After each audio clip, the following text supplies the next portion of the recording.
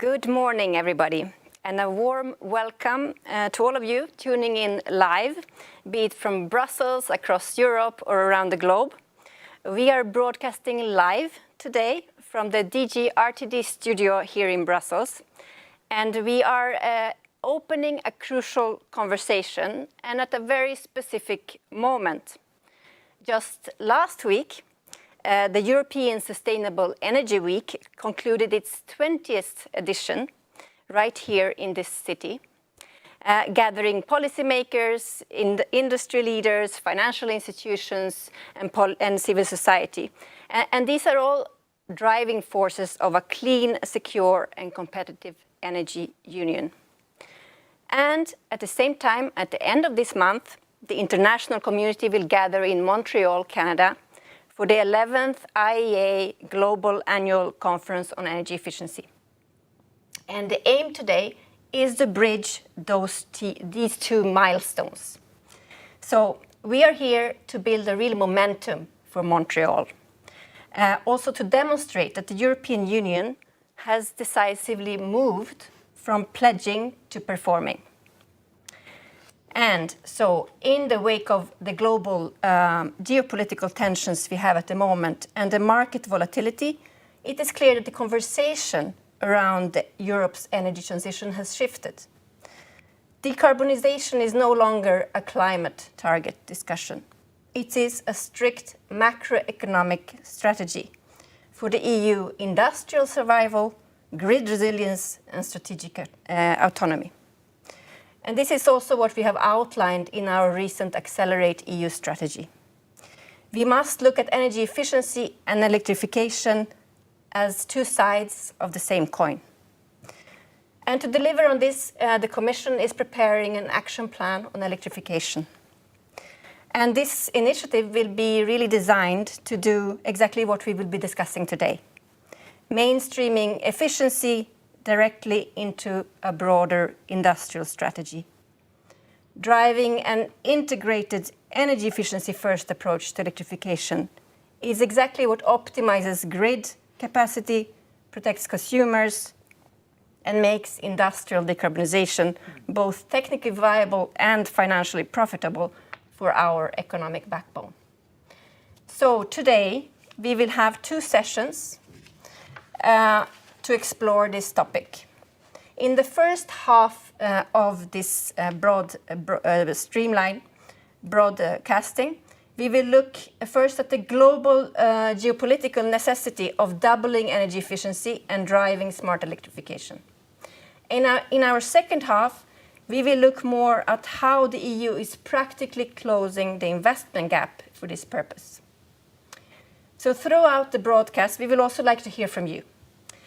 You will be invited to log into Slido and use our interactive event hashtag #EnergyEfficiency1 for the session 1 and #EnergyEfficiency2 for the session 2, and to participate in our live audience poll. But now let's dive straight into the first session. So the first session will be about the road to Montreal, doubling down on energy security. So and we will really discuss a structural paradox here. So Europe's clean electricity generation mix is growing at really a historic pace, but at the same time, our economy-wide electrification rate is stagnating at 22%. So to discuss this, I am joined on the set here today by three exceptional experts. First of all, to give us the global data baseline, we have Mr. Jérémy Bilodeau, Head of Analysis at the Office of Energy Efficiency and Inclusive Transition at the International Energy Agency. And Jérémy has traveled here from the IEA in Paris to be with us to track the global trajectory towards the COP 2028 energy efficiency goals. So welcome to you. And next, also to bridge this macro data down into more a European industrial policy, we are joined by Thibaut Voita, Energy Advisor at the Jacques Delors Institute. He has more than 20 years of experience in managing clean energy transitions in over 50 countries. including extensive work on industrial efficiency in China and alongside the United Nations. So welcome to you, Thibaut. And finally, also to give us a little bit more of a reality check from the factory floor, we welcome Mr. Janis Klavinch from Kiva, Latvia. You're an energy efficiency expert and lead auditor there. And the core training developer for the Eco SME Energy project that is supported by the EU's Life Clean Energy Transition program. So you have actually spent the whole month of May conducting hands-on energy efficiency training for energy-intensive manufacturing SMEs that are transitioning away from fossil fuels. So thank you for being with us, Janis. So let's then start our discussions. We will first talk a little bit about this bottleneck or the stagnation bottleneck that I was talking about. And we start with you, Jeremy. And we start with the big picture, perhaps. So last week at the European Sustainable Energy Week, we heard a very strong call for an electric revolution. And to turn Europe into an electric continent. But as I was saying a moment ago, this electrification in the EU is stagnating at around 22%. So looking at the global energy trends, do you agree that progress on energy efficiency is completely inseparable from breaking this electrification bottleneck? Great. Well, thank you so much for having me here, and thanks for the question. At the IEA, we like to say that the world has entered the age of electricity. And around the world, we're seeing this growth in electricity demand, growth in demand for various electric technologies like heat pumps and electric vehicles, and a growth in the electrification rate of the economy. Now, as you mentioned, in the EU, this rate is at about 22% right now. That's around in line with the global average as well. But we are seeing some parts of the world that are racing ahead. China, for instance, is at around 30%. So, of course, yes, efficiency and electrification go hand in hand. Electrification, as a start, is and helps energy efficiency, mostly because so many of these electric technologies are inherently more efficient than their conventional counterparts. So if I look at, for instance, heat pumps or electric vehicles, they use 3 to 4 times less energy than a gas boiler or a petrol or diesel car. So once we electrify space heating, we electrify road transport, for instance, well, we reduce the amount of energy that we use. So that is good for efficiency. And on the flip side, of course, efficiency helps with electrification because efficiency reduces the amount of energy that you need to electrify in the first place. So I'll give you an example. A highly efficient building, good insulation, good windows, can use about half the energy of an inefficient, leaky building. So when you come to install, let's say, a heat pump, well, you can put a smaller one. So that is good for the pocketbook, but it's also good for the grids. And I know we'll be talking about the grids a lot today. For good reason, grids around the world are under strain. And this is not only in emerging economies, we're seeing this in advanced economies as well.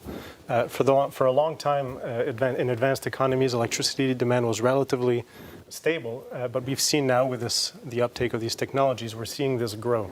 Now this can cause some challenges. It can cause challenges like bottlenecks, which is not good for economic development, for industrial development. It can cause issues like higher cost, especially at peak demand. And it can cause reliability issues, which of course no one wants to see.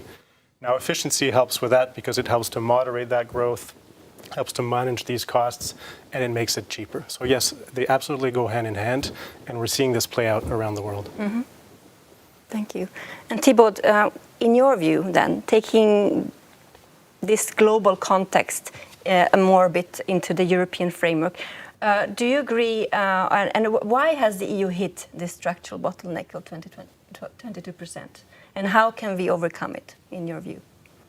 Well, that's a very good question. Thank you for asking it, and thank you for inviting me. By the way, I'm very happy to be here. I think when we talk about electrification, we do have a limitation in the sense that we really focus on this issue, electrification, and we don't necessarily see the global picture. And I think this is something that is slowing us down. Like we're seeing, I mean, you're talking about the global age of electrification. A think tank, another think tank called Amber is talking about electrotech there. We have everything that we need for electrification. We have the technologies, heat pumps, electric vehicles. We have even batteries that are making energy, renewable energy, not intermittent anymore, because we can store the electricity produced and reuse it later. And then I saw also in the Bonn negotiation these days, in preparation of COP31, they have set the target. They're discussing the target of 35% of global of global rate of electrification. So that's all very exciting. So why is it not catching up? Because we'll just have this fuel switching mindset, I believe, and we really need to move towards a more systemic approach, including energy efficiency is part of it, and also considering all the benefits that this will include. So you've used the building and heat pump example that I was planning to use, but never mind. If you look at a company, like what's the purpose of what can a CEO, what is the incentive, for a CEO to electrify if they don't improve their energy efficiency? Typically, if you don't do something about the waste heat of a factory, if you don't install better controls, more efficient motors, more efficient drivers, and everything, you're still wasting your energy. So what impact does it have on your electricity bill, on your competitiveness, even on your impact on climate change? Not so much. By bringing energy efficiency there, you can really maximize all the benefits. And in return, electricity improves through smart grids, through smart electronic devices. They improve the effect of energy efficiency because they allow you to better control your electricity consumption. So I think we really need to put this forward. Electricity and energy efficiency come together and allow to improve the benefits of these fuel switching. And it should even be brought in a broader picture, I believe, considering that electrification comes with energy efficiency, and this all comes with a general thinking about the energy system, considering biogas, considering hydrogen, and also changes of habits, whether you call it conservation sufficiency, as we like to do it in France, or anything. It's all about a systemic change, and by addressing this, we will manage to accelerate the electrification. I'm convinced of this. Yes, this broader systematic approach is very important. But first we're going to dive into a little bit more the micro level. So Janis, you work directly with the manufacturing businesses trying to really implement this transition on the ground. So what are the immediate operational challenges that smaller firms face with the electrification? And how is your project, the Eco SME Energy Project, specifically addressing these challenges through the hands-on training that you are delivering? Well, thank you for having me. Yes, we in the project are focusing more from the consumer side. So we're focusing on the things that they could do with the resources that they already have, things they can improve in their own companies, and it's regardless from what's happening in the energy market and what's happening in the grid. And also we are focusing that the energy efficiency is not so much for the reduction of costs as it is becoming more like risk management for the companies because of the volatility of the markets and so on. So the other thing, we are teaching them to recognize their own energy efficiency potential, if there is any for them.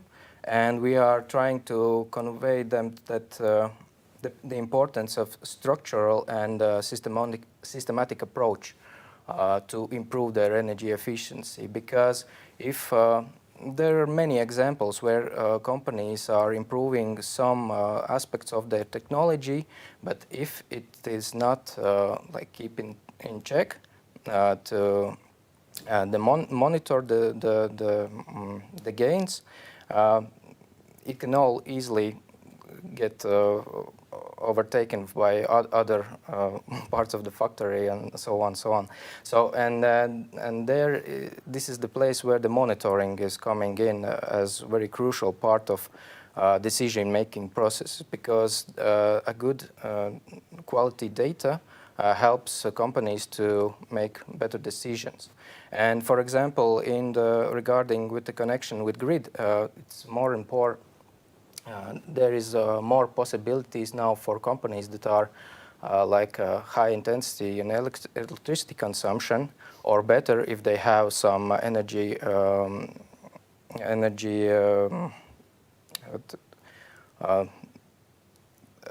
accumulation possibilities. They will have a possibility to be a part of the grid as balancing, to help balance the grid. But intense electrification poses risks also for the companies, because if you are having only one energy source, you are depending on it. And if there is some spikes in prices, or there is a lack of power in the grid, and on that side, the companies is risking with that step. Yeah, interesting. And it's not only about affordability, but also about the security aspects of this, and the SMEs will really drive this from the ground, indeed, and their efforts really are crucial for also reaching the global targets for the COP 2080 doubling goal. So, Jeremy, the IEA is the global tracker for the COP 2080 pledge to double the rate of energy efficiency improvements by 2030. And where do we stand today? And what is needed to reach this pledge? Right. So I want to start by saying how critical this target was, because it was a recognition from the world, from hundreds of countries, 200 countries, of the importance of energy efficiency. And this was done alongside a tripling target for renewables, which is also critical. Now, on energy efficiency, the world is not yet on track for this target. If you look at our last data point, we were at 1.8% improvement in energy efficiency, energy intensity over the last year. Now the target is 4%, so that means we're about halfway there. So we're not yet on track. There's good and bad news here. The good news is we did better last year than we did the year before, so there's been progress. The bad news is that if you look at our current decade, our progress is lower than it was the decade before. So right now we're going in the wrong direction, which of course is a wasted opportunity, leaves savings on the table and money on the table as well. But it's a very achievable target. We've tracked countries around the world, and we see that in the last decade, 9 out of 10 countries have achieved a rate of 4% at least once. So it's certainly possible. Now, there's many reasons why we're not going as fast as we could be. One I would like to flag, perhaps, is we're seeing that policy is lagging technology progress. In the last few years, we've seen significant improvement in the energy efficiency of a lot of different products. But when we look at the policy level, the standards that are set around the world, when we look at the efficiency of products that are sold in major markets, it's not going up as quickly. And so there's a significant opportunity here to ramp things up. Now, of course, there's significant opportunity to offer relief for homes, for businesses in this current time. Improving energy efficiency would help with lowering costs, of course. It would help with, which is very critical for vulnerable households, for SMEs, and we're hearing about that. One thing that we're doing is we're tracking how governments are responding to the current crisis as well right now. And what we've seen, there's been a lot of action on the supply side, there's been a lot of action on the demand side, but we're seeing increased policy responses from governments to introduce or accelerate their energy efficiency and electrification policies. Right now, we're tracking more than 20 countries that have decided to accelerate their policies related to efficiency in response to this latest crisis. So there's a lot more that needs to happen for us to achieve this global target, because we were not there, but it is absolutely possible, and we have the policies in place, or the policies exist already. Yeah, so it's really the need to ramp things up right. on the ground. So I will get back to Janis, because indeed your project is trying to do exactly that. So you're delivering this hands-on energy efficiency training to the SMEs through the Eco SME Energy Project. And from your recent field experience, what are the structural barriers to really ramp up and for scaling such measures in the companies?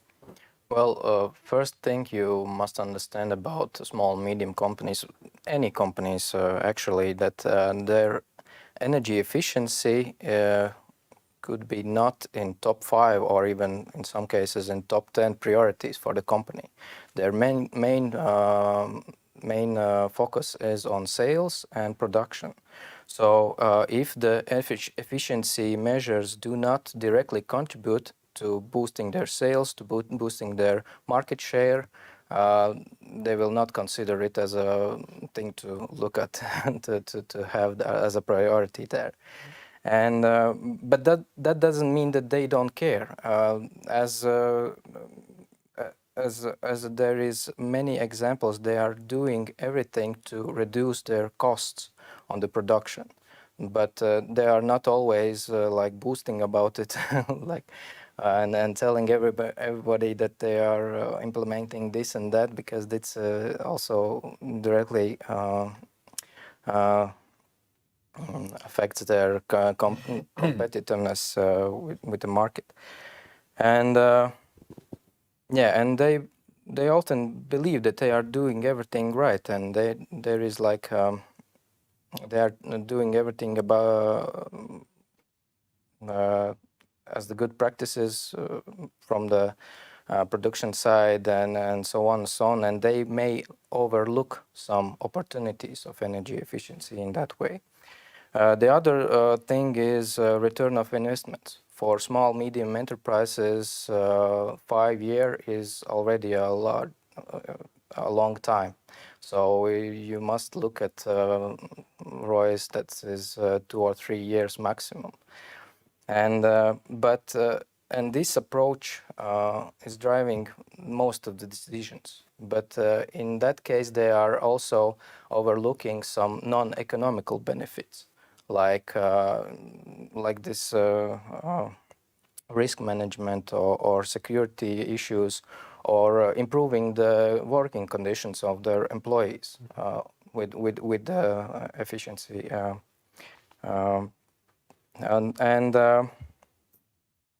Yes, but and the other thing with the ROI is that there are predictions, and the predictions event is running on some assumptions.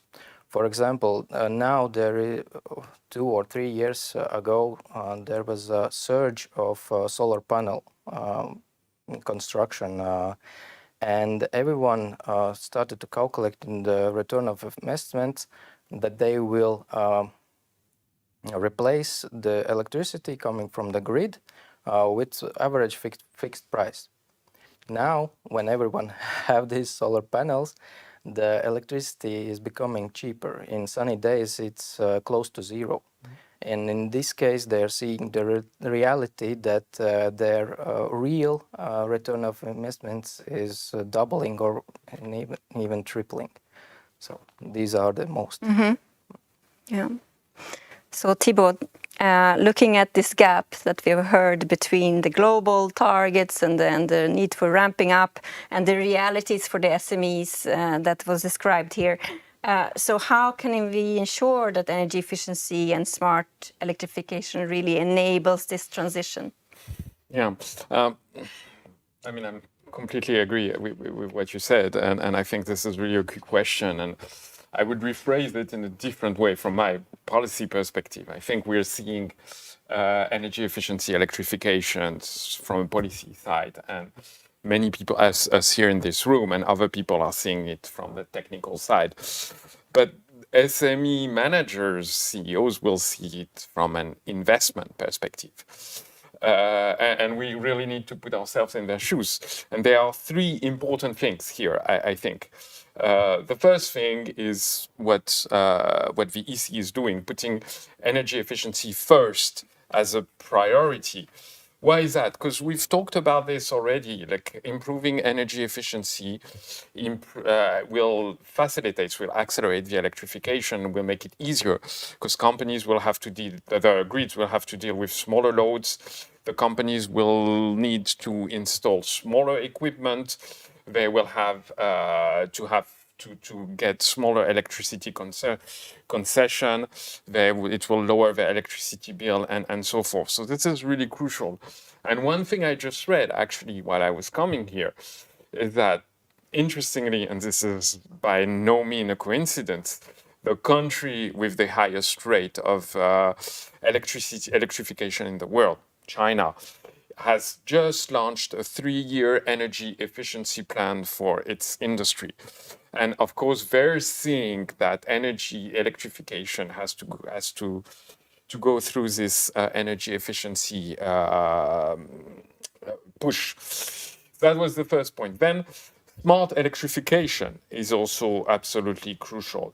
We do need in Europe to optimize our system, and we need to do this to avoid the peak period, to reduce the pressure on our networks, to help integrate renewable energy into the grid, and also to better protect the grid. Let's not forget, we're talking a lot about competitiveness, about affordability and everything, but energy security and more generally, global risks are also at stake. We're living in a dangerous world, and attacks on the grids are coming more and more often, and this is something we need to protect us from. And last but not least, and this may actually be the most important point right now for SMEs, there is a question of finance and implementation. SMEs need to have the right tools that will allow them to finance this important work, this important infrastructure work to implement energy efficiency and electrification measures, and they need to have skilled employees. And this is something that we crucially need and that we are lacking in Europe. Myself, I'm the director of a master on energy, so I can see this, that the competencies are absolutely crucial, and we need to push it. And I know the EU has lots of exciting plans that needs to be further pushed forward, so that the companies can have one-stop shops, can have standardized projects, can have all they need to, from a very concrete perspective, implement these projects. Mm-hmm. Yeah, I'm happy that you're mentioning the energy efficiency first principle, because of course we really see it as a precondition to this grid resilience. But before we can scale up electrification safely, and the investment angle, of course, will be discussed in the second session today. So that's indeed a very important part of it. But Jeremy, the IEA has famously called energy efficiency the first fuel of a clean energy economy. So from the IEA's modeling, how does a smart electrification approach leverage efficiency, and how does this act as an economic shield that we would like to have? Right. It's true that for a long time, we've talked about efficiency as the first fuel, because, of course, the energy you don't use, the energy you don't import, is the cheaper and more effective one. It acts as an economic shield in many different ways, and maybe I think I could talk about 3 points. And we've talked about this, and Yannis, of course, talked about this a lot. One is people and businesses. Of course, it can lower costs. It can lower not just energy bills, it can lower things like maintenance costs and other costs that businesses face.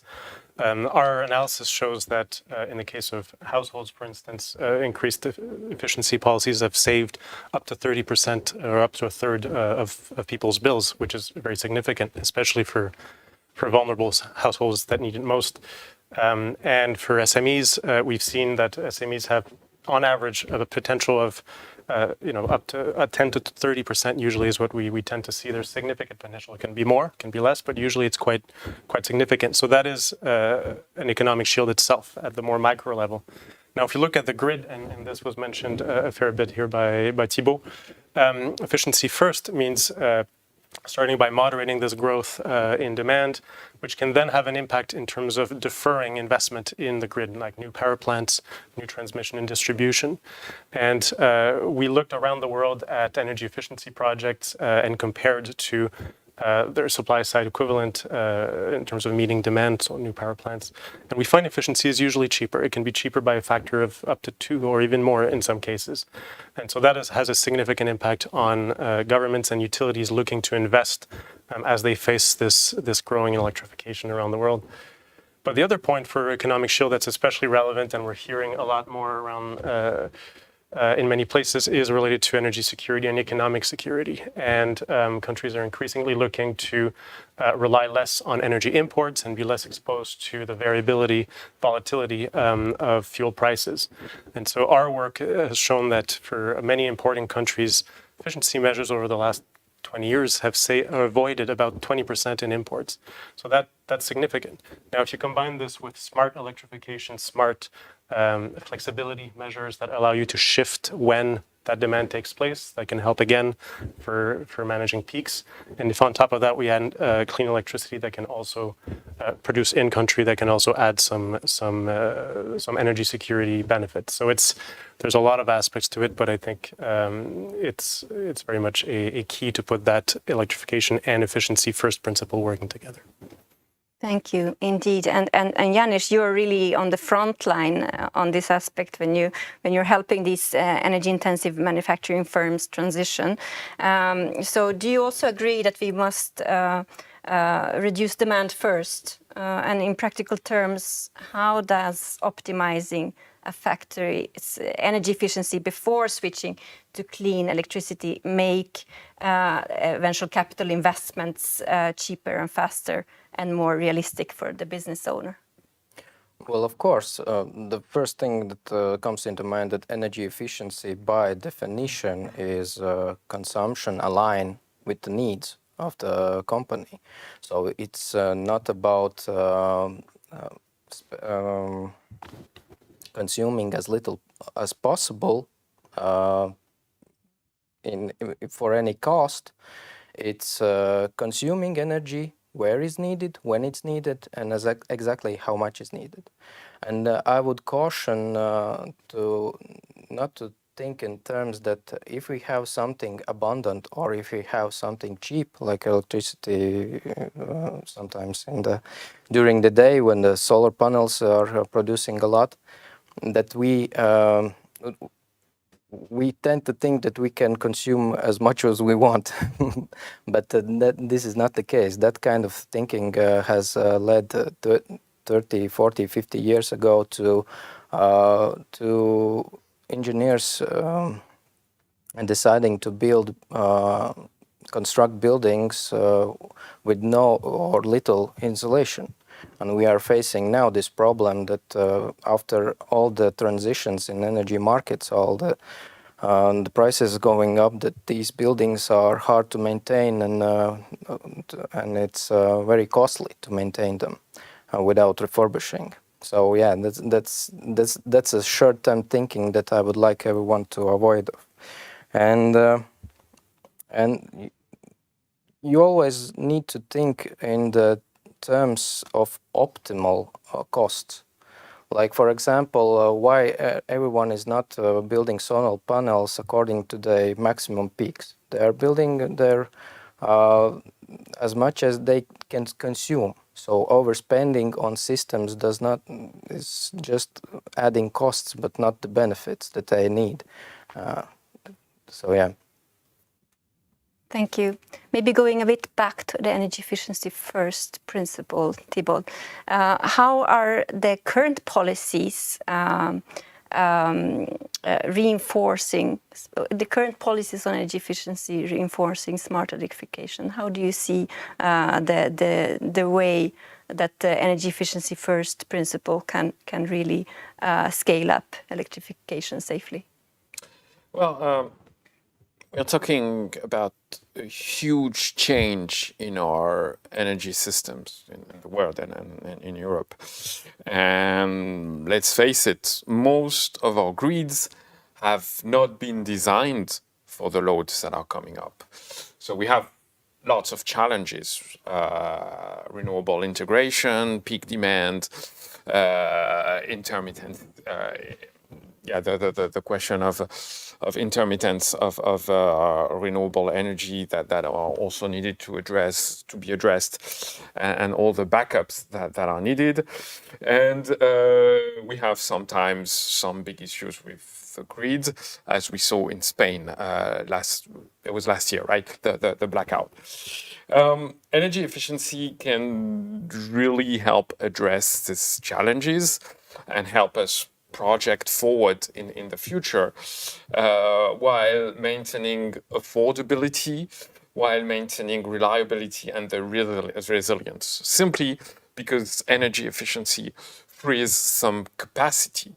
It makes electricity more available, like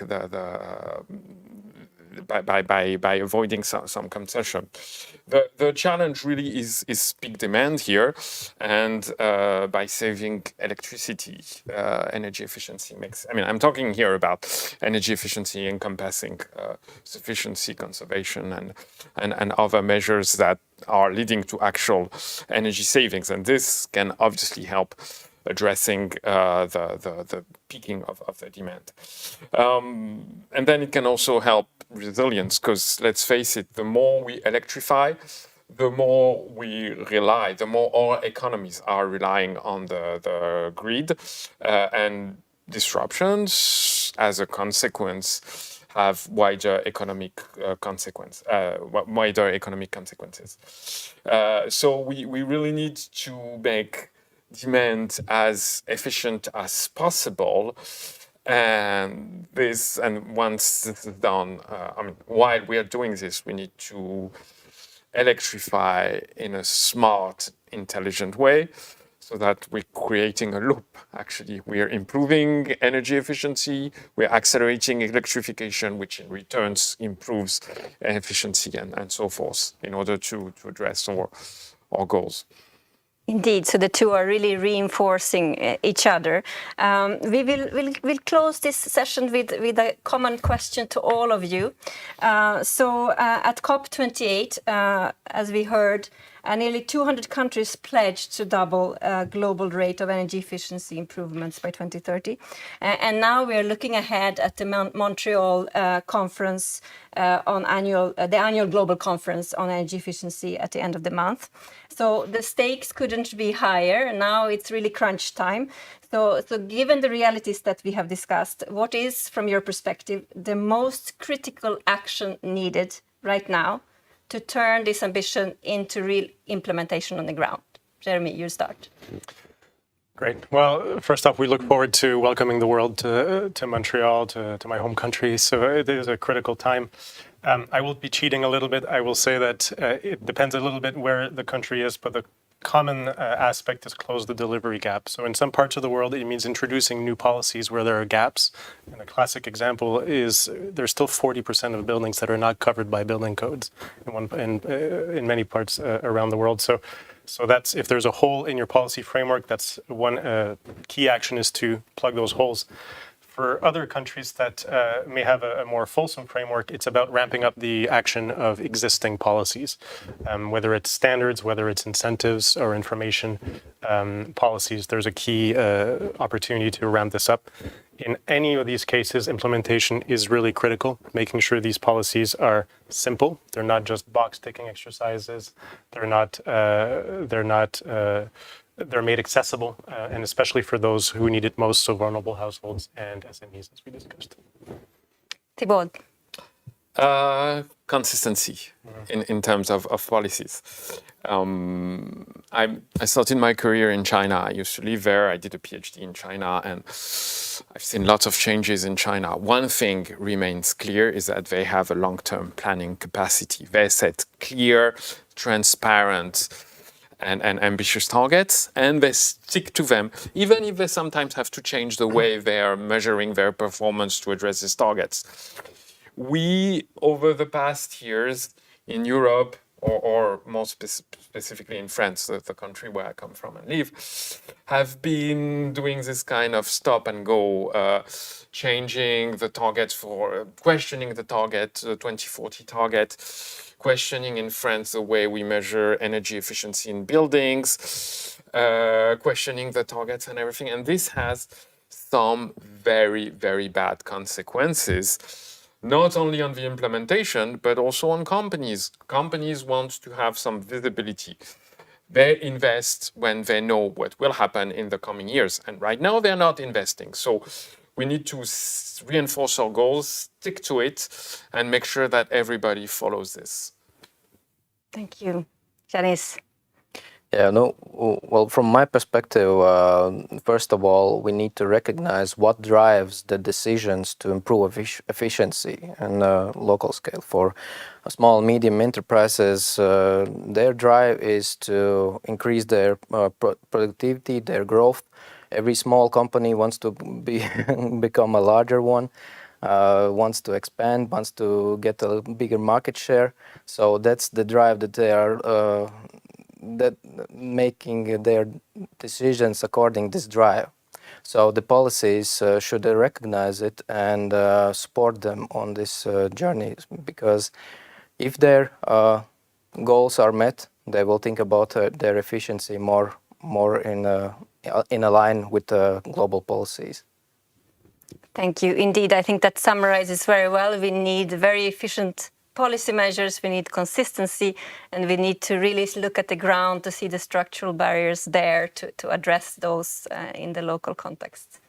Thank you so much. But now we want to hear also the views of the audience on this topic. So we will turn to the Slidos. And here, please see also the barcode for entering the Slido. You can scan. So our first question to you is, in your view, what is currently the most significant operational barrier preventing smaller manufacturing industries from switching away from fossil fuels?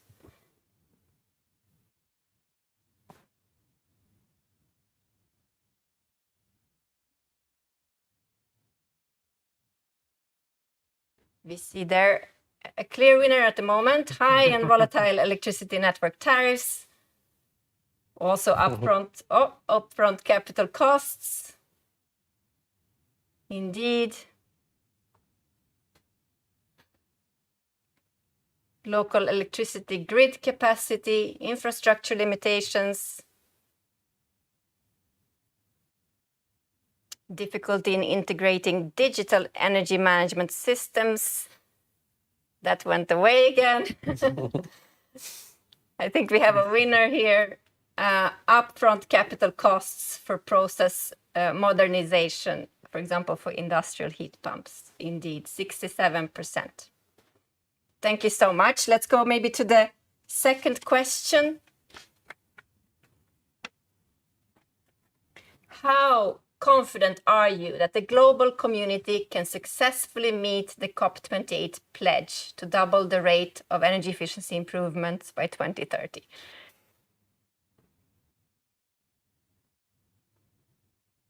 That was a very clear answer. 100%. No, okay. Some are less confident.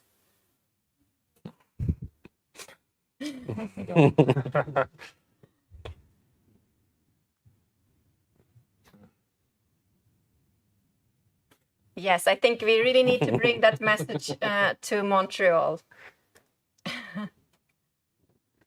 In the middle, the winner, 43%, number 3. Up to 50%. Okay, let's go to this third question. In one word, what should be the primary focus of the upcoming action plan on electrification and initiative on clean heating and cooling to support EU industry?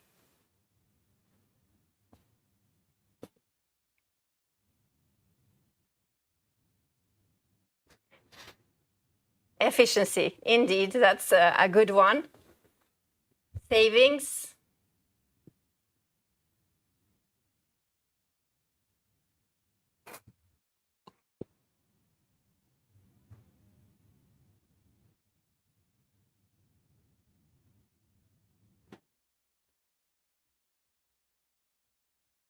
The primary focus. Okay.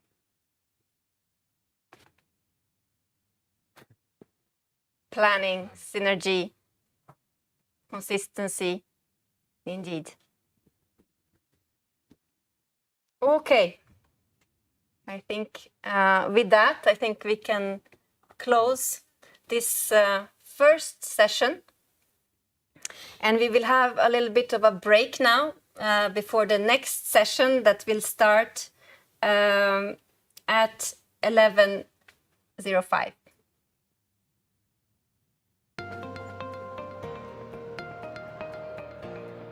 This year we celebrate the 20th anniversary.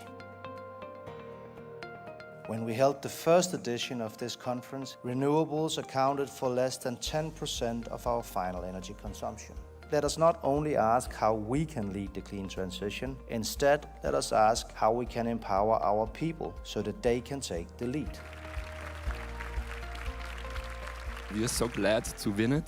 The competition was quite tough. And I'm here today on the shoulders of a lot of other women who've come before. The energy transition has changed a lot in the last 20 years. It's great to see the great network of women that we have today. I mean, it's a real sisterhood in the energy sector. I know lots of women who are paving the way for the next generation. This award I like to dedicate it to everyone inhabitant of Europe who is struggling every day to find an affordable place to call his home. We need more diversified sources of energy. We need energy that is consistently affordable, reliable, and sustainable. Back then in 2019, President von der Leyen made her Green Deal a proposal. Many thought that we are overly ambitious, but we did it. 20 years ago, I would never expect that it will be central event in European energy policy making. That's fantastic. What we need is a real electricity revolution. And there's no need to be afraid about it. We need to become the first electric continent. But I really look forward to working with all of you on increasing the sustainability, the security and the affordability of our energy systems, and to deliver on this together and take stock next year.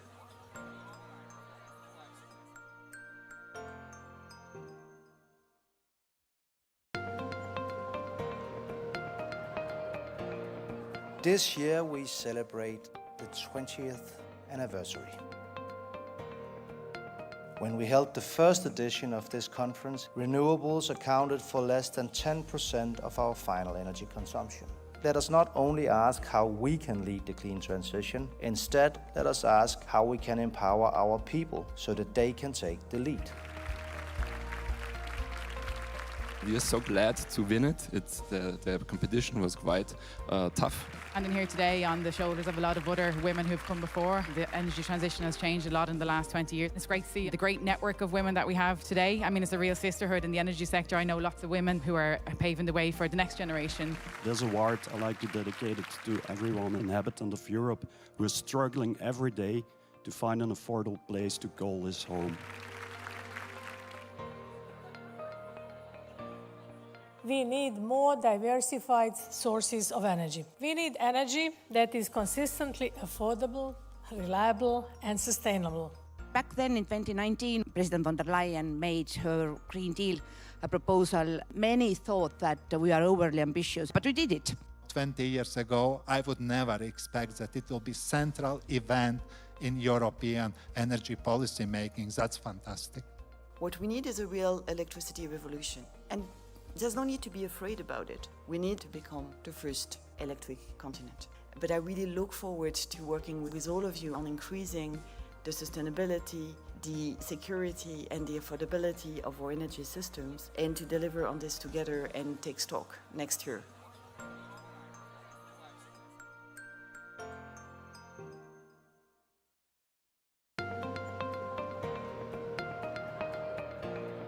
This year we celebrate the 20th anniversary. When we held the first edition of this conference, renewables accounted for less than 10% of our final energy consumption. Let us not only ask how we can lead the clean transition, instead let us ask how we can empower our people so that they can take the lead. We are so glad to win it. The competition was quite tough. And in here today on the shoulders of a lot of other women who've come before. The energy transition has changed a lot in the last 20 years. It's great to see the great network of women that we have today. I mean, it's a real sisterhood in the energy sector. I know lots of women who are paving the way for the next generation. This award I like to dedicate it to everyone inhabitant of Europe who is struggling every day to find an affordable place to call his home. We need more diversified sources of energy. We need energy that is consistently affordable, reliable, and sustainable. Back then in 2019, President von der Leyen made her Green Deal a proposal. Many thought that we are overly ambitious, but we did it. 20 years ago, I would never expect that it will be central event in European energy policy making. That's fantastic. What we need is a real electricity revolution. And there's no need to be afraid about it. We need to become the first electric continent. But I really look forward to working with all of you on increasing the sustainability, the security and the affordability of our energy systems, and to deliver on this together and take stock next year.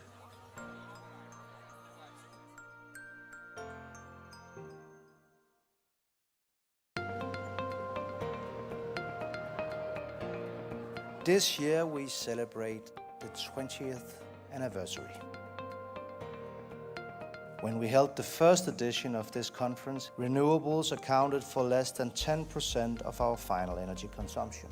Let us not only ask how we can lead the clean transition, instead let us ask how we can empower our people so that they can take the lead. We are so glad to win it. The competition was quite tough. And in here today on the shoulders of a lot of other women who've come before. The energy transition has changed a lot in the last 20 years. It's great to see the great network of women that we have today. I mean, it's a real sisterhood in the energy sector. I know lots of women who are paving the way for the next generation. This award I like to dedicate it to everyone inhabitant of Europe who is struggling every day to find an affordable place to call his home. We need more diversified sources of energy. We need energy that is consistently affordable, reliable, and sustainable. Back then in 2019, President von der Leyen made her Green Deal a proposal. Many thought that we are overly ambitious, but we did it. 20 years ago, I would never expect that it will be central event in European energy policy making. That's fantastic. What we need is a real electricity revolution. And there's no need to be afraid about it. We need to become the first electric continent. But I really look forward to working with all of you on increasing the sustainability, the security and the affordability of our energy systems, and to deliver on this together and take stock next year.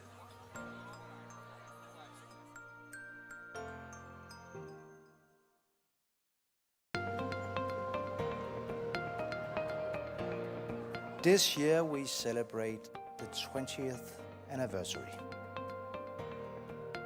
When we held the first edition of this conference, renewables accounted for less than 10% of our final energy consumption.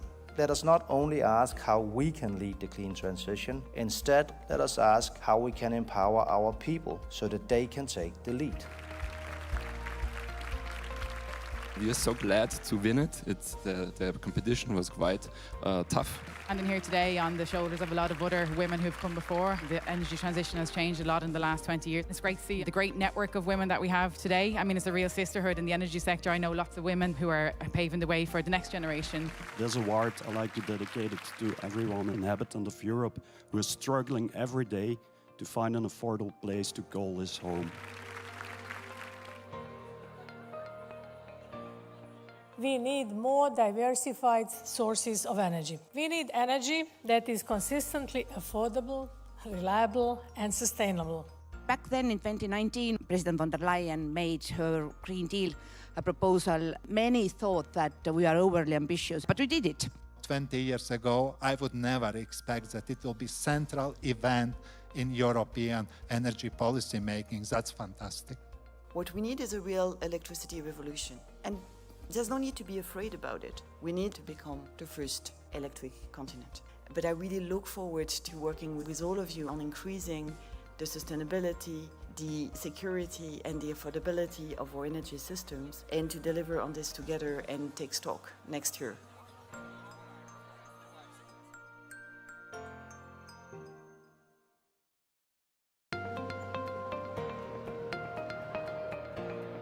This year we celebrate the 20th anniversary. When we held the first edition of this conference, renewables accounted for less than 10% of our final energy consumption. Let us not only ask how we can lead the clean transition, instead let us ask how we can empower our people so that they can take the lead. We are so glad to win it. The competition was quite tough. And I'm here today on the shoulders of a lot of other women who've come before. The energy transition has changed a lot in the last 20 years. It's great to see the great network of women that we have today. I mean, it's a real sisterhood in the energy sector. I know lots of women who are paving the way for the next generation. This award I like to dedicate it to everyone inhabitant of Europe who is struggling every day to find an affordable place to call his home. We need more diversified sources of energy. We need energy that is consistently affordable, reliable, and sustainable. Back then in 2019, President von der Leyen made her Green Deal a proposal. Many thought that we are overly ambitious, but we did it. 20 years ago, I would never expect that it will be central event in European energy policy making. That's fantastic. What we need is a real electricity revolution. And there's no need to be afraid about it. We need to become the first electric continent. But I really look forward to working with all of you on increasing the sustainability, the security and the affordability of our energy systems, and to deliver on this together and take stock next year.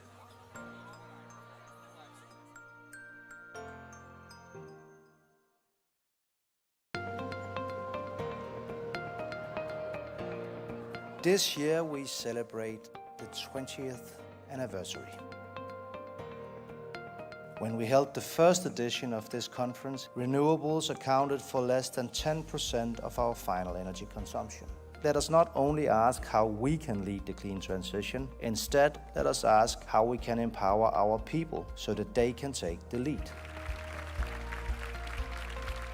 We are so glad to win it. The competition was quite tough. And I'm here today on the shoulders of a lot of other women who've come before. The energy transition has changed a lot in the last 20 years. It's great to see the great network of women that we have today. I mean, it's a real sisterhood in the energy sector. I know lots of women who are paving the way for the next generation. This award I like to dedicate it to everyone inhabitant of Europe who is struggling every day to find an affordable place to call his home. We need more diversified sources of energy. We need energy that is consistently affordable, reliable, and sustainable. Back then in 2019, President von der Leyen made her Green Deal a proposal. Many thought that we are overly ambitious, but we did it. 20 years ago, I would never expect that it will be central event in European energy policy making. That's fantastic. What we need is a real electricity revolution. And there's no need to be afraid about it. We need to become the first electric continent. But I really look forward to working with all of you on increasing the sustainability, the security and the affordability of our energy systems, and to deliver on this together and take stock next year.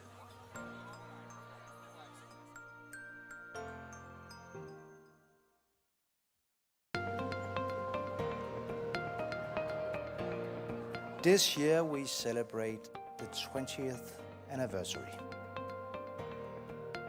When we held the first edition of this conference, renewables accounted for less than 10% of our final energy consumption. Let us not only ask how we can lead the clean transition, instead let us ask how we can empower our people so that they can take the lead. We are so glad to win it. The competition was quite tough. Standing here today on the shoulders of a lot of other women who've come before. The energy transition has changed a lot in the last 20 years. It's great to see the great network of women that we have today. I mean, it's a real sisterhood in the energy sector. I know lots of women who are paving the way for the next generation. This award I like to dedicate it to everyone inhabitant of Europe who is struggling every day to find an affordable place to call his home. We need more diversified sources of energy. We need energy that is consistently affordable, reliable, and sustainable. Back then in 2019, President von der Leyen made her Green Deal a proposal. Many thought that we are overly ambitious, but we did it. 20 years ago, I would never expect that it will be central event in European energy policy making. That's fantastic. What we need is a real electricity revolution. And there's no need to be afraid about it. We need to become the first electric continent. But I really look forward to working with all of you on increasing the sustainability, the security and the affordability of our energy systems, and to deliver on this together and take stock next year.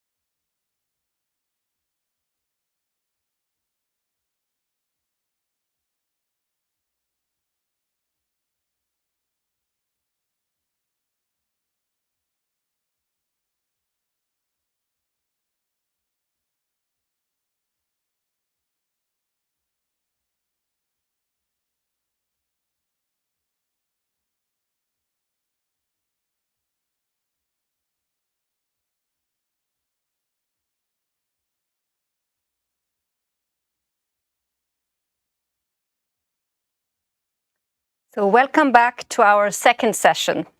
In our first session, we showed why structural energy efficiency is a physical prerequisite for the clean industrial growth. And in this second session, we will focus on how to ensure the necessary investments, that the necessary investments are being put on the ground for this to happen. So our session is titled Financing the EU's Economic Backbone, SMEs Competitiveness as a Strategic Asset. So small and medium-sized enterprises are really at the absolute heart of Europe's economy and also our way of life. But historically, SMEs invest in energy efficiency only at about half the rate of larger companies. So to close this investment gap and remove the operational complexities, the European Union, together with the European Investment Bank Group, has launched the Energy Efficiency for SMEs initiative. This initiative is a major 7.5 billion euros financing initiative that nearly doubles our previous support levels to mobilize over 65 billion euros in total investments for energy efficiency in SMEs. The goal is clear for this initiative: to deliver concrete energy efficiency and decarbonization gains to more than 350,000 small businesses over a 3-year period. So to explore how this initiative is facilitating access to finance and unlocking debt, I am joined today on the stage by exactly the public and private actors that are driving this initiative forward. First, representing the institutional funding side, we welcome Mrs. Adalisa Vladasenko, Head of Unit for Co-Investments, Equity, Growth Capital and Project Finance at the European Investment Bank. Adalisa is going to break down how this initiative removes traditional barriers through EU budget guarantees, like, for example, the InvestEU. So welcome to you, Adalisa. Next, we have Mrs. Laura Carrere, Managing Director and Head of Business Development at Eiffel Investment Group. She represents the critical role of the financial intermediaries and translating the EIB liquidity into accessible loans and scalable private platforms on the ground. So great to have you here also, Laura. And finally, to give us the operational perspective, we are joined by Mr. Alexandre Ferré, CEO of Open Airlines. Open Airlines stands as an exemplary flagship reference investment made by Eiffel with backing from the EIB and serving as a real-world proof of concept for the entire SME initiative. So welcome to you too, Alexandre. So let's begin. We will start first by looking a little bit more into this SME initiative. So Adalisa, modernizing 350,000 SMEs is obviously a massive undertaking. So from the EIB's institutional perspective, what was the structural market failure or investment gap that triggered the creation of this initiative? So first of all, thank you for having us today. EIB, as the EU Climate Bank, one of the key areas that we are focusing on is energy transition. And we believe that in Europe, energy transition will only succeed if SMEs are fully part of it. As you mentioned, Margareta, they are over 90% of the businesses, and yet they face a paradox. They are the most exposed to high energy costs, but also they are facing real barriers to investing. But EIB financing projects is relatively straightforward, but we needed to answer one question. How do we make sure that we turn energy efficiency from a burden to an opportunity for companies, but especially for SMEs? And that's what the energy efficiency for SMEs is about. You mentioned already the ambition. We launched it in 2025 with an ambition to deliver the 17.5 billion of investments by the end of next year and reaching so many SMEs. But beyond scale, what is very important is how we do it. So we first focus on deployment and financing. And this is where we bring together the full EIB financing toolkit. So that we make sure that we cover all the needs across all markets. The initiative is delivered through multiple streams, through targeted intermediated financing, sustainability guarantee, and we go as risky as equity through co-investment facilities and also fund investments. This allows EIB to offer a one-stop shop for energy efficiency financing, ensuring that capital reaches projects on the ground. Second element we focused on is reducing complexity. Energy efficiency can be relatively fragmented and technical, and we simplify and standardize with tools like the EIB Green Checker, but also putting in place the one-stop shop for intermediaries so that SMEs can access financing more easily. And the third element we focused on was reshaping the investment model. Here, we brought new investment instruments dedicated to energy efficiency, like the co-investment platforms, but also focus and promote new investment models like the energy efficiency as a service. This allows us to remove the upfront costs for companies, but also to crowd in private capital, making sure that energy efficiency solutions are investable but also scalable. But maybe let me tell you a bit how we went from talking about policy objectives, policy ambitions, to actually delivering concrete steps and projects on the ground. We knew what the problem was, so a clear funding gap and a real market failure.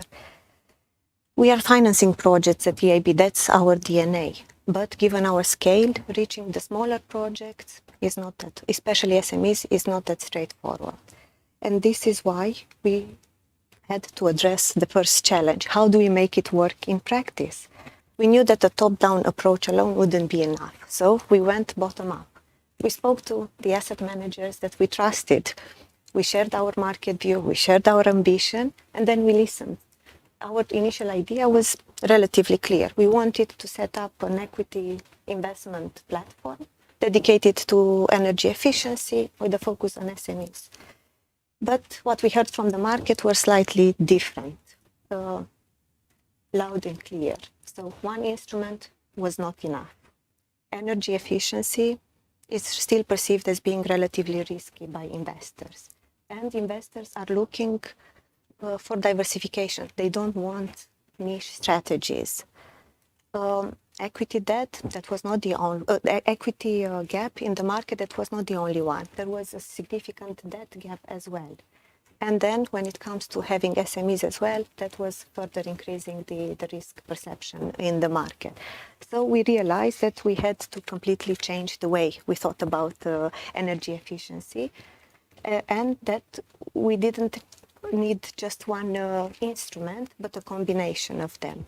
So equity to kickstart projects, guarantees to de-risk them and unlock debt, and finally, significant public capital so that we attract private sector investors.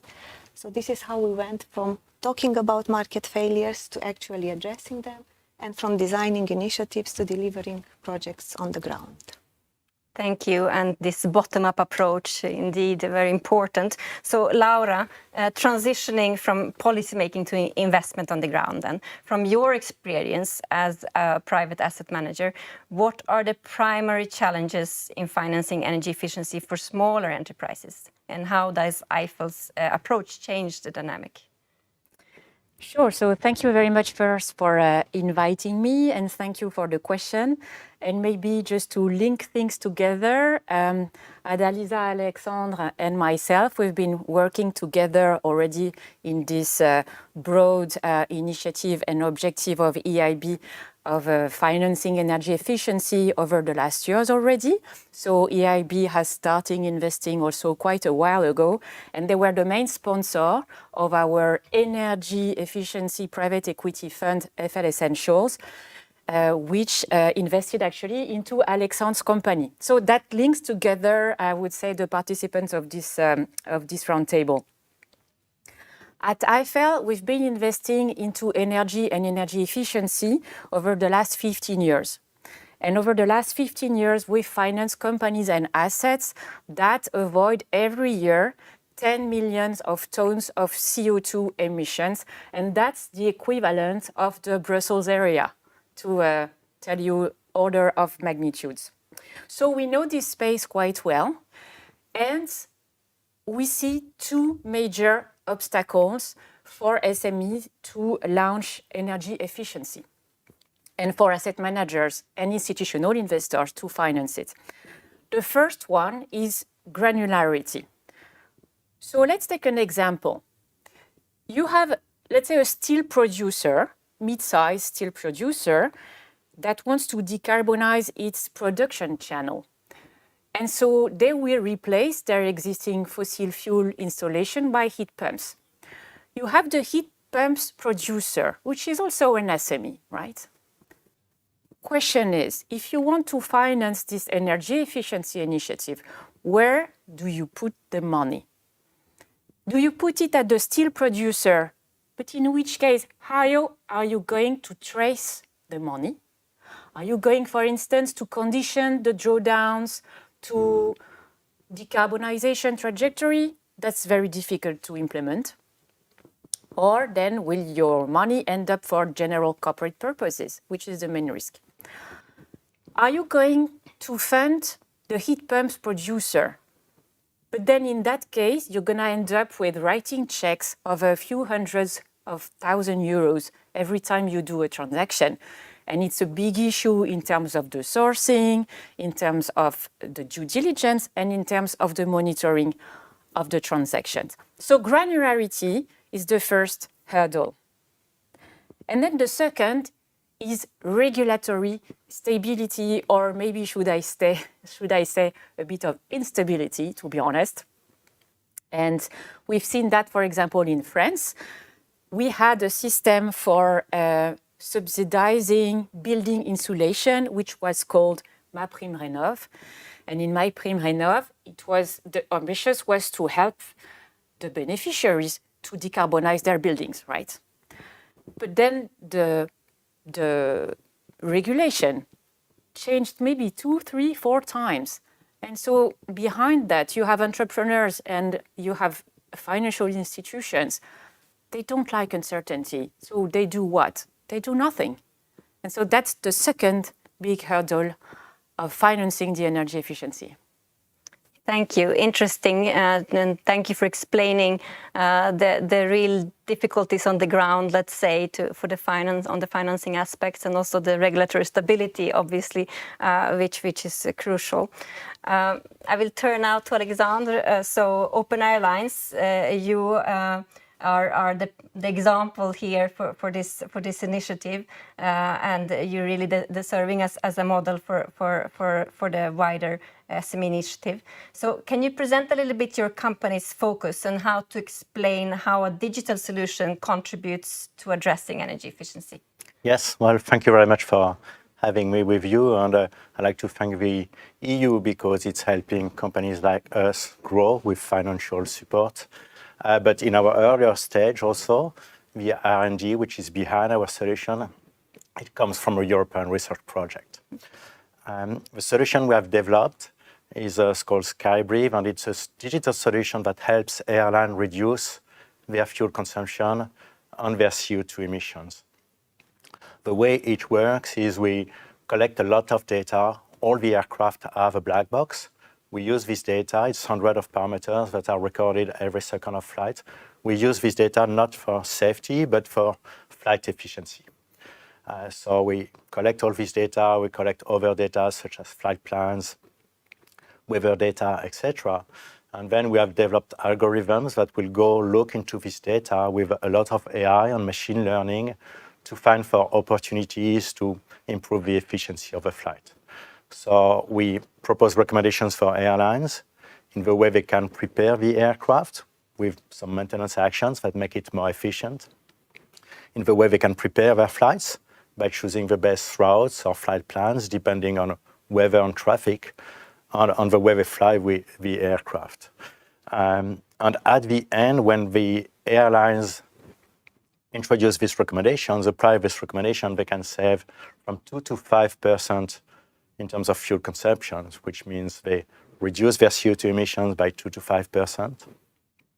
Last year, our airline customers, who have about 80, have saved more than 2,500,000 tons of CO2. So it's equivalent to all the car consumptions of a city like Toulouse, from where I come from. Efficiency, I think, is probably the first way to decarbonize. In the case of aviation, fuel is the number one cost. It's 25% of your ticket price, sometimes more, even more now with a crisis. So if you reduce your fuel consumption by 2 to 5%, you reduce CO2 emissions by 2 to 5%, and you also reduce your number one cost by 2 to 5%. So the airlines that we have equipped with our solution were saved millions of euros last year. And a lot of solutions to decarbonize can be expensive. Fuel efficiency is usually the less expensive because you save on one of your main spending most of the time.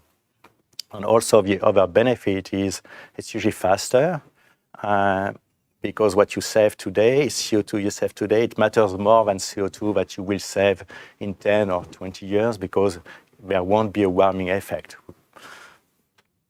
That's really impressive and also extremely topical and important in the current context with the jet fuel issues that we are experiencing. So thank you for explaining that. We will go a little bit now to discuss the co-investment mechanisms for this. So Laura, so you are really a pioneer in energy transition financing. And this initiative, the SME initiative, is still in its early pilot stages. So looking at the broader track record with companies like Open Airlines, how do you practically identify the SMEs with high energy efficiency potential to be supported? And how, drawing from this experience, do you intend to package these types of small-scale investments to make this new initiative truly scalable, let's say, for an international portfolio? Sure. So there are two questions in your questions. The first is origination, so how we originate the transactions, how we find the companies and the project. And the second is how we provide funding, meaning how we convince our institutional investors to invest into our funds. So the first question on origination is linked to our DNA. We've been investing into green energy and energy efficiency over the last 15 years. We financed 6,000 projects and companies within the energy efficiency and clean energy space. And this gives us a network of hundreds of companies that have identified us as a solution provider, right? So this means that we know all the project developers, we know the technology providers, and we know the buyers. So we receive a lot of incoming interests, and then we have to filter.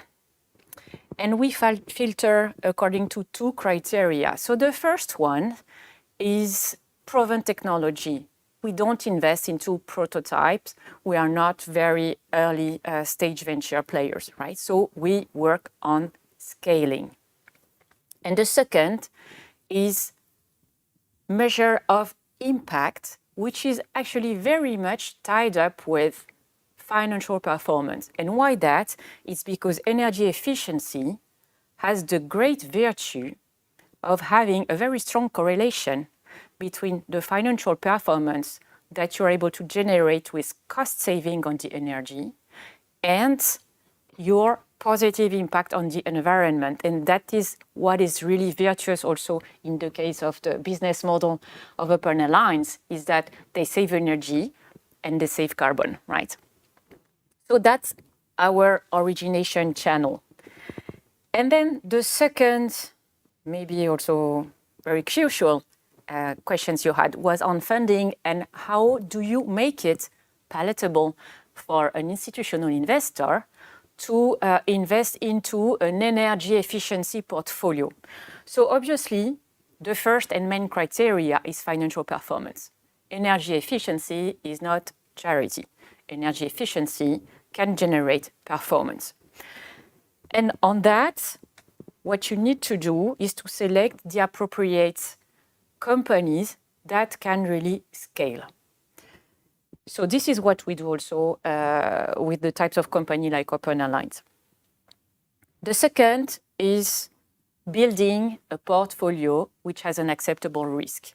And in that perspective, you need one word, it's diversification. Diversification according to geographies and diversification of business model. So in the fund that financings today Open Alliance, we also have transactions with renewable heat producer in Denmark. We can have also a software about building efficiency in Germany. We can have companies that will do biogas in Poland, etc., etc. Third is proven impact, and on this we will come back to that, but the EIB has really helped us to build a very robust reporting tool to assess the number of tons of CO2 avoided, but also the megawatts that were spared. This is really what you want to do across the various business models of the company, which makes it quite hard and challenging, but we like challenges at FL, so it's something on which we really have progressed quite well. And then last but not least, the main argument that you can use also to convince private institutional investors to come in your fund is EIB. EIB is the sponsor. EIB paves the way. EIB sends a very positive signal in terms of robustness, reliability, and quality also of the portfolio. So I want to take this opportunity also to really thank the European Commission and the EIB, because it's thanks to you that we're able to develop our portfolios. Thank you. Indeed, it's interesting, this link, the scaling and the impact and the link to the acceptable risk. And it's very useful to understand this dynamic. And your last point on the role of the EIB, let's discuss that a little bit. So Adalisa, looking at this more aggregate layer, how does the EIB use public risk sharing or equity mechanisms to crowd in the private managers like the Eiffel Investment Group, and how does this co-investment model successfully unlock then the commercial debt or facilitate broader access to finance for these smaller firms? So once we did our market testing with the bottom-up approach, it was very clear what was the market gap we were trying to achieve and how to achieve it. And one market reality was very clear for us. Energy efficiency is fragmented, very granular, as Laura also clearly put it. So it became very clear for us that we cannot address the market at scale and cover the entirety of it on our own. So we needed to go to identify reliable partners that would help us address the market, and also that had knowledge of the market and also capabilities in terms of reaching the project. So we designed 3 pilot co-investment programs to launch the energy efficiency for SME initiative. This initiative focuses on energy efficiency and decarbonization projects, especially investing equity and to a lesser extent debt. What is interesting about the initiative is that with slightly over 300 billion of investments, we expect to mobilize around 3.8 billion of investments on the ground. So the leverage effect is quite significant. One of the 3 projects that we launched is a co-investment program, which aims at investing in energy efficiency projects alongside funds in our portfolio, in the EIB group portfolio, but also beyond. The intention here is to increase the focus of more generalist funds in the market that are either infrastructure or focusing on energy transition, and facilitate additional firepower to go targeted to energy efficiency projects. We started relatively small on purpose with a 150 million program, just to see targeting between 6 and 8 projects to see that the model works and gains traction. And the results we are seeing so far are very promising. We have delivered around 36% of the initiative, and the pipeline that we have is sufficient to cover the remaining investable amount. But the most illustrative cooperation we have is actually the co-investment we designed together with FL. As EIB Group, I think Laura mentioned it already, we've been working together with FL for already many years, but mainly on energy transition strategies and investments. And none of this was dedicated to energy efficiency. So together we went a step further and we designed a co-investment facility targeted exclusively to energy efficiency for SMEs that EIB would invest alongside FL managed funds. For us, even though it sounds a relatively straightforward structure, for both EIB and I think for FL as well, it was quite innovative. At least for EIB, it was one of a kind to have this structure. And from our point of view, it's a very efficient instrument because it not only allows us to deploy capital, but we can channel it into a very targeted manner directly to supporting the energy efficiency for SMEs.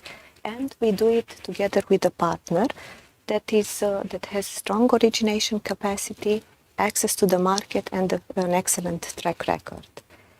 And with the cooperation with FL, we are investing equity, which is actually the riskiest source of capital that companies and projects need.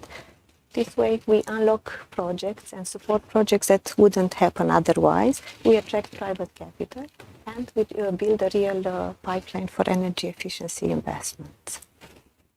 Yes, and it's clear that this innovative approach really has very good results. You said 36% already covered, so that's very good news.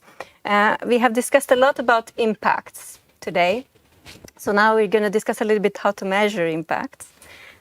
So Alexandre, let's see what this looks like operationally.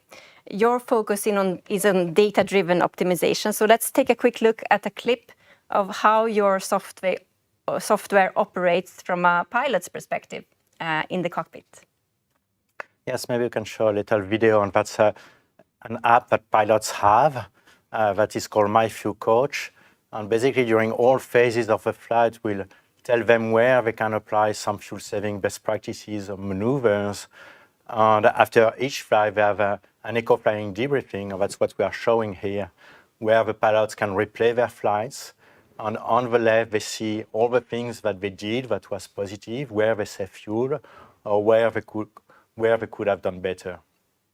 And this is a very powerful tool because in the end, it's the people in the field that make an impact, that make a change.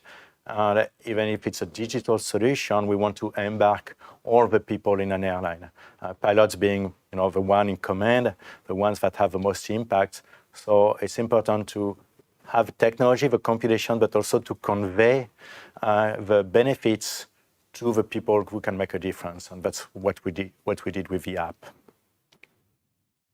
Thank you. And going a little bit back to the current context and the geopolitical situation and the jet fuel supply constraints, how does a digital software platform like yours complement traditional infrastructure changes to help commercial carriers squeeze really the maximum efficiency out of every drop of fuel?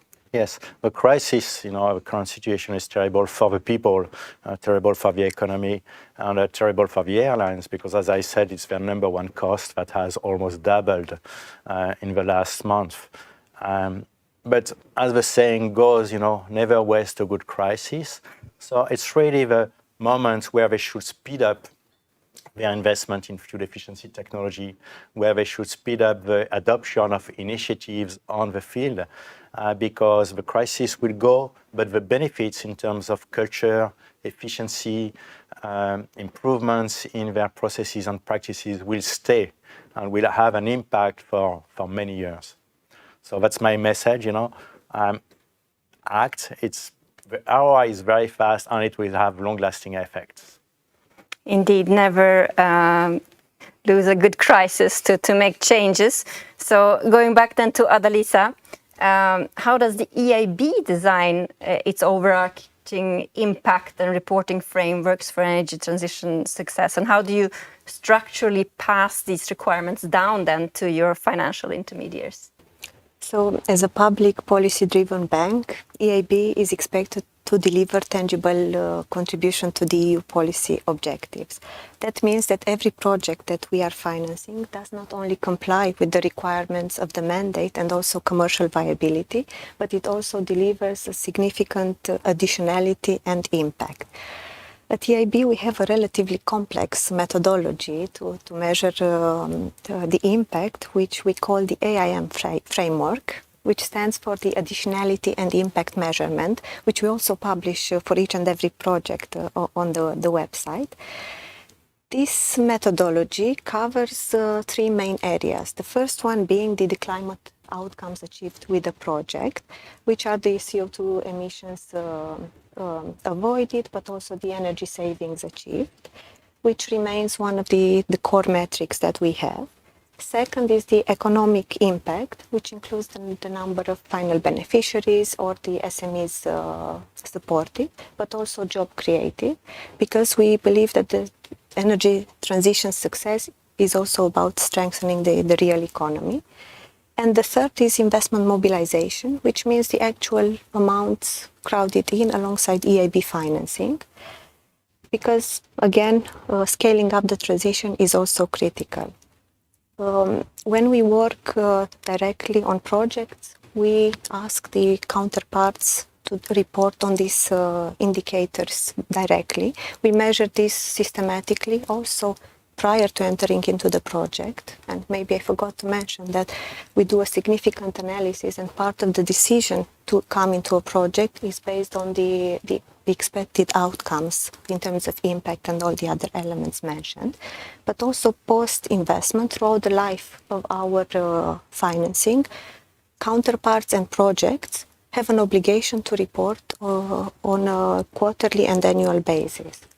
When we work with financial intermediaries, like the case of FL, already very early in the appraisal and due diligence process, we share our methodology and we make sure that it's compatible with what the intermediary is doing, and also that they have the capabilities and means to deliver it.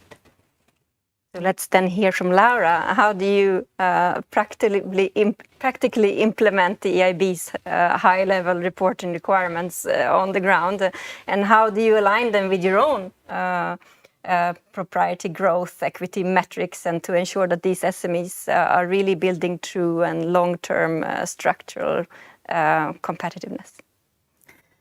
So actually, we don't really view EIB as setting reporting requirements. What we lived, our shared experience on impact reporting with EIB is that they have really shaped the way on which we work for impact measurement altogether. And they were really pioneer in that. And to give you an example, we set our first fund together 10 years ago. It was a fund that was financing solar plants in Europe, right? And we had a lot of discussions with EIB at the time where, to be completely honest, other investors were not really looking at this impact-related measurements and so on. And so EIB told us, okay, so you're financing solar plants, so you are buying, at least your developer are buying solar panels. But then how do you know that these solar panels come from a sourcing channel which is clean and avoiding any forced labor? And the truth was that we didn't know. And so at that time, we kind of realized that it was a big issue, because you have the impression to do something great, to finance clean energy, but then at the time, if you like kind of enhance forced labor, then you have a big issue, right? So we built a whole databases of sourcing panels, which helped us really control what we were doing. And this was really thanks to the EIB. Now, that's a small story to say that EIB was really front-running on that. And with this specific energy efficiency initiative, what we've been doing together over the past years is really to build a methodology that would calculate the energy saved and also the CO2 avoided with actually business models which are much different one from the other. So that's quite challenging, but again, we got there thanks to the EIB. Thank you. Let's then look a little bit to the future, a strategic outlook for a concluding round of questions. First, to Laura and Alexander, let's start with Laura. To the small business owners streaming live with us right now, what is your single piece of advice on how to leverage today's financial ecosystem to turn energy efficiency into a core strategic asset? Yeah, very good question. So I would have a single piece of advice with 3 points. Yeah. So the first would be really see the energy efficiency as a lever for competitiveness. To give you just one data, the 2022 Ukraine crisis saw the gas prices in Europe go to 300 euro per megawatt hour. And this ended Europe spend 2.2% of their GDP in helping and containing the emergency situation, in subsidies, in tax reduction, and in tariff shields. And Europe just cannot afford that in the long term. So energy efficiency is about sovereignty and competitiveness. The second point, which is immediately related with the first, is policy and regulation that will strongly support it, again, because it's a no-choice policy, right? And the third is that if you are patient enough, private funding will go along, again, because of the 2 previous points, which show that it goes in the right direction in terms of the sovereignty of our economy. So that would be my 3-part, 1 piece of advice. Alexandre, what about you? I'll do the same. I'll do a 3-part piece of advice, single piece of advice. But yeah, my first one would be believe in yourself, believe in your solution, and be focused, because there are trends, there are hypes, there are backlash. But in the end, you know, global warming is here. It's not going to disappear. Energy efficiency is just a sound business. You know, it's sound for the environment. It's sound economically, and whatever the price of energy. So that's the first thing. The second thing is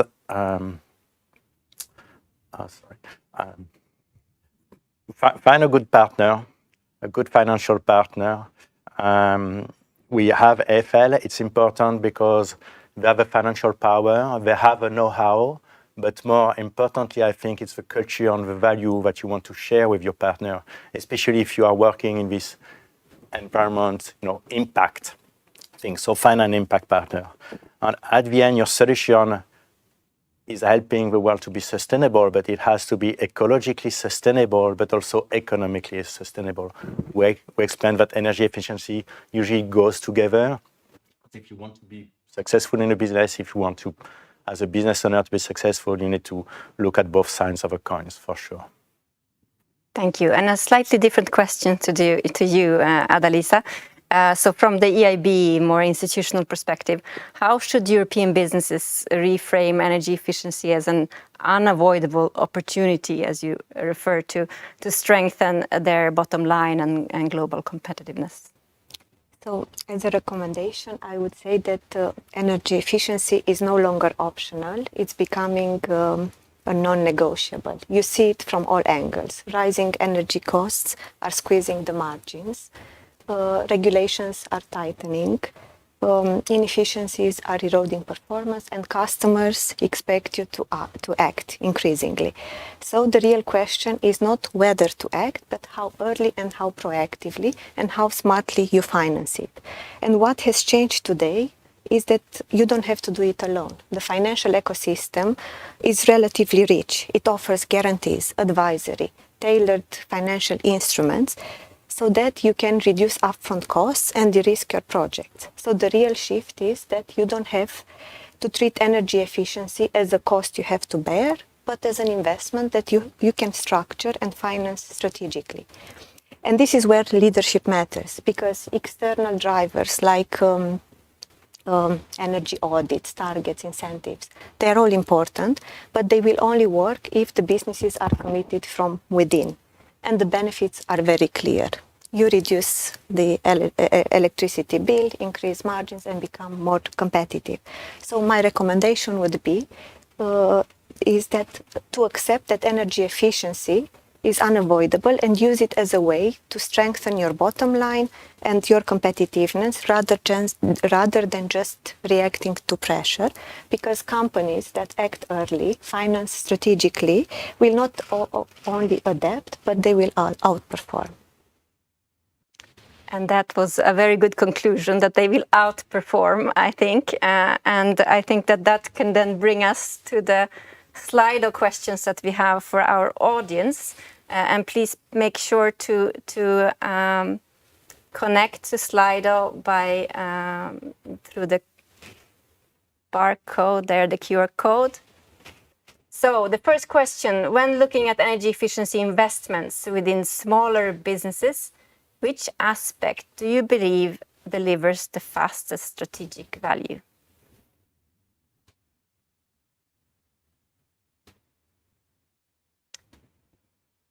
Direct structural protection against market price volatility. And an equal competitor here, immediate operational cost reductions and preserved profit margins.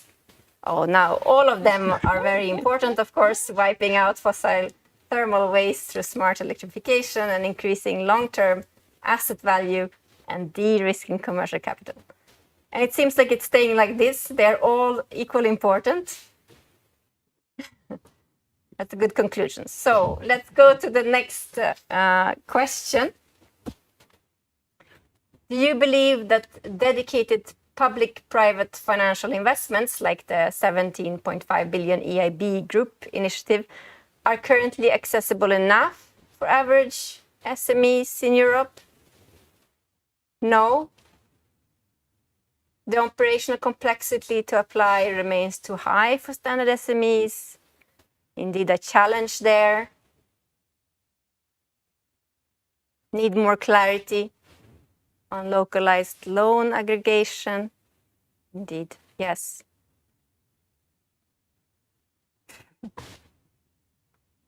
Indeed, I think we all agree that there is still complexity to address and structural barriers on the ground. Indeed.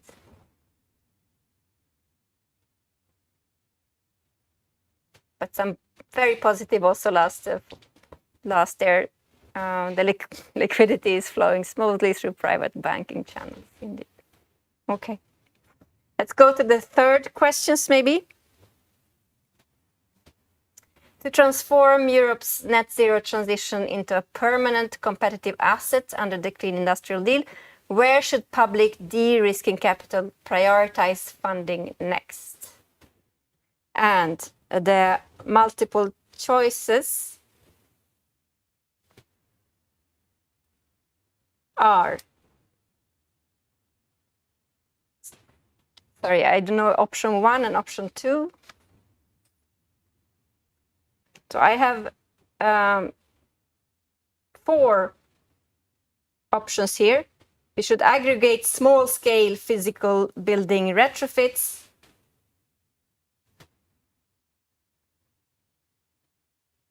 And scaling up purely digital software and data optimization platforms deep process electrification for energy-intensive sectors, or streamlining direct low-interest technical assistance loans. Well, let's move then up to move to the closing of this session. I would like to thank you so much for being here today with us. So we will bring this broadcast to a close.